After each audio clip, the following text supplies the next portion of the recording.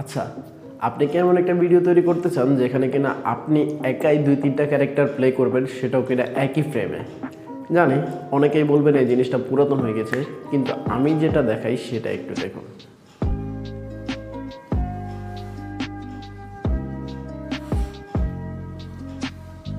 কি দেখছেন?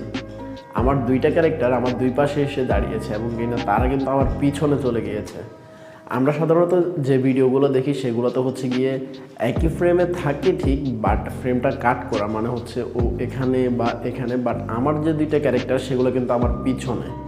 ওরা 2জন আমার পিছনে, ওদের হাতের একাংশ কিন্তু আমার পিছনে চলে গেছে। সো এখন ভাবতেছেন যে এই জিনিসটা কেমনে, এটা একটু ইউনিক লাগতেছে, তাই না? সো ডোন্ট ওয়ারি, যদি জানতে চান তাহলে ইউটিউবে ঢুকে সার্চ করুন নূর দ্য টেক লাভার এবং সেখানেই পেয়ে যাবেন ভিডিও টিউটোরিয়াল।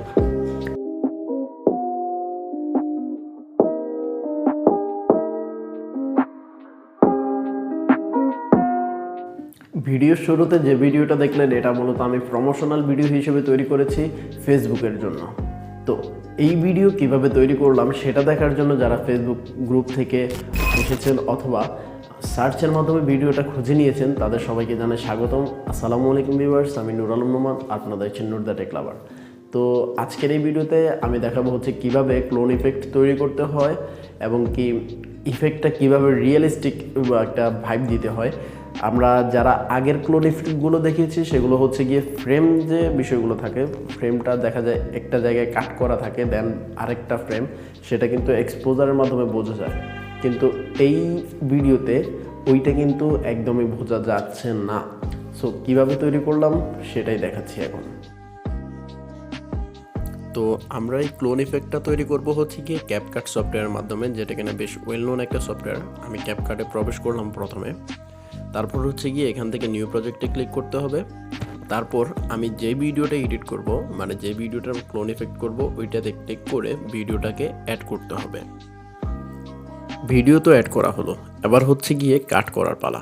কারণ হচ্ছে গিয়ে আমি যে ভিডিওটা এখানে এনেছি, আমি একই ভিডিওতে 3বার 3 জায়গায়, মানে 3 অ্যাঙ্গেলে গিয়ে দাঁড়িয়ে ভিডিওটা শ্যুট করেছি একই ভিডিওতে। সো আপনারা যদি আলাদা ভিডিও করে থাকেন তাহলে হচ্ছে গিয়ে আপনারা এখানে ওভারলে করে আনতে পারবেন। আর যদি একই ভিডিওতে মানে আপনি পুরো সিনটা নিয়ে নেন, যে 3 জায়গায় বা 4 জায়গায় দাঁড়িয়ে যে একই ভিডিওতে যদি হয়, তাহলে সেটা হচ্ছে আপনাকে ওই অনুযায়ী কাট করে নিতে হবে। তো সর্বপ্রথম কাট করতে হবে হচ্ছে গিয়ে আপনি যেটাকে ব্যাকগ্রাউন্ড হিসেবে রাখতে চান সেই ভিডিওটাকে।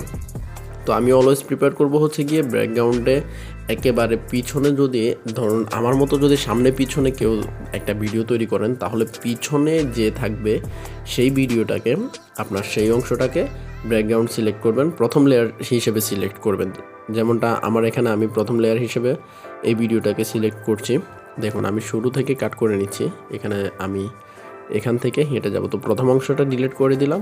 দেন হচ্ছে গিয়ে আবার টেনে আমি এখান থেকে যে সেকেন্ড একটা অ্যাঙ্গেলে গেলাম, এখান থেকে দাঁড়ানোর পরে তো ওইটাও কাট করে নিয়ে বাদ দিয়ে দিব। তো এটাকে আমি ব্যাকগ্রাউন্ড হিসেবে বা ফার্স্ট লেয়ার হিসেবে রাখলাম। এবার আমাকে ওভারলেতে ক্লিক করতে হবে। ওভারলেতে ক্লিক করার পর অ্যাড ওভারলেতে ক্লিক করতে হবে। দেন হচ্ছে কি আবার সেম ভিডিওটাই ইম্পোর্ট করতে হবে। ভিডিওটা ইম্পোর্ট করার পর এবার আমি যে সেকেন্ড যে পজিশনে গিয়ে দাঁড়িয়েছিলাম সেই অংশটা কাট করে নিতে হবে আমাকে। কারণ হচ্ছে আমি প্রথম অংশটা তো নিয়ে নিয়েছি, এবার হচ্ছে সেকেন্ড অংশের কাজ। ঠিক আগের মতো করেই সেকেন্ড অংশটা আমি কাট করে নেব। আর আরেকটা বিষয় হচ্ছে গিয়ে এখানে ভিডিও অ্যাড করার পরে ওভারলেতে আপনার যে সেকেন্ড ভিডিওটা অ্যাড করবেন সেটার কিন্তু ফ্রেমটা আগের ভিডিওর ফ্রেমের আকারে থাকবে না, এটা হালকা একটু ব্যবধান থাকে, সেটা আঙুল দিয়ে টেনে জুম করে ঠিক করে নিতে হবে আমাদেরকে। ভিডিও কাট করে নেওয়ার পর এখানে ভিডিওর উপর ক্লিক করতে হবে। এরপর হচ্ছে নিচে এখানে রিমুভ ব্যাকগ্রাউন্ড নামের একটা অপশন আছে, সেটার উপর ক্লিক করতে হবে। এতে করে হচ্ছে আপনার যে সেকেন্ড ভিডিওটা, ওই ভিডিওটার শুধু আপনাকে রেখে বাকি ব্যাকগ্রাউন্ডটা কিন্তু রিমুভ করে দেবে। সো এটা হতে একটু সময় লাগে। দেন এখানে দেখেন, এখানে কিন্তু একই ফ্রেমে আমাদের দুইজনকে, মানে আমাকে 2বার দেখাচ্ছে অ্যাট এ টাইম। আরেকটা কথা, আপনার মোবাইলের প্রসেসর যদি ভালো মানের না হয়ে থাকে তাহলে কিন্তু আপনি 2-এর অধিক লেয়ার অ্যাড করে ভিডিও এডিট করতে পারবেন না। এতে করে হচ্ছে গিয়ে আপনার মোবাইল হ্যাং হতে পারে বা এক্সপোর্ট করতে সমস্যা হতে পারে। সো এই ক্ষেত্রে আপনি দুইটা লেয়ার অ্যাড করে একটা ভিডিও সেভ করে দেন হচ্ছে ওই ভিডিওটাকে আবার এডিট করতে এনে ওখানে আরেকটা লেয়ার অ্যাড করে এভাবে কিন্তু কাজ করতে পারবেন। তো আমার এখানে দুইটা লেয়ার অ্যাড করা হয়ে গেছে। এবার তৃতীয় যে লেয়ারটা ওটা আমি অ্যাড করব ঠিক আগের মতো করেই। ভিডিও অ্যাড করেই আগের মতো করে প্রয়োজনীয় যে অংশটা রয়েছে সেটা আমি কাট করে নিয়ে নিব এবং কি রিমুভ ব্যাকগ্রাউন্ডে ক্লিক করে এটারও ব্যাকগ্রাউন্ডটা রিমুভ করে নিব। এবার দেখুন একই ফ্রেমে আমার তিনটে ক্যারেক্টার। আমি যেহেতু এই ভিডিওতে হেডে এন্ট্রি দিচ্ছি সেহেতু আমার এন্ট্রির টাইমিংটাকে ঠিক রাখার জন্য বা ঠিক করার জন্য আমি ভিডিওটাকে সামনে আগিয়ে বা পিছিয়ে এটাকে সঠিক করে নিলাম।